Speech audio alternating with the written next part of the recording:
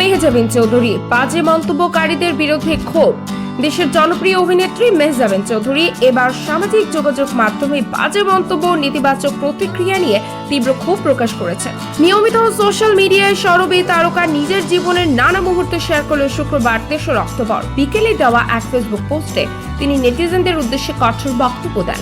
মেহজাবিন লেখেন, কারো পোস্টে বাজে মন্তব্য করা, স্ল্যাং ব্যবহার করা অথবা ভুয়া প্রোফাইল দিয়ে কথা বলা আপনাকে সাহসী করে তোলে না, বরং এটা আপনার নিজ মানসিকতাকে প্রকাশ করে এবং আপনি আসলে কেমন মানুষ সেটাই দেখায়। তবে কোন প্রসঙ্গে বা কাকে উদ্দেশ্য করে এমন মন্তব্য করেছেন তা স্পষ্ট করেননি তিনি। পোস্টের নিচে মন্তব্য করার সুযোগও বন্ধ রেখেছেন অভিনেত্রী। এর আগে কৃত্রিম প্রযুক্তির অপব্যবহার ও ডিফেক ভিডিও বৃদ্ধির মাধ্যমে গুরুত্বপূর্ণ ইস্যুতেও সোচ্চার হয়েছিলেন মেহজাবিন। তখন তিনি সামাজিক সচেতনতার বার্তা দিয়ে ভক্তদের প্রশংসা করেছিলেন। তবে এবারের বক্তব্য সরাসরি বাজে ভাষা ও অশ্লীল মন্তব্যকারীদের উদ্দেশ্য করে দেওয়া, যা ভিন্ন মাত্রার প্রতিক্রিয়া তৈরি করেছে।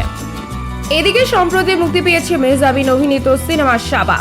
মধ্যবিত্ত পরিবারের সংগ্রামী জীবনের গল্প নিয়ে নির্মিত সিনেমায় কেন্দ্রীয় চরিত্রে অভিনয় করেছেন তিনি। মাকসুদ হোসেনের পরিচালনায় ছবিতে আরও অভিনয় করেছেন রোকেয়া প্রাচী, আহত মায়ের চরিত্রে ও মোস্তফা মানওয়ার।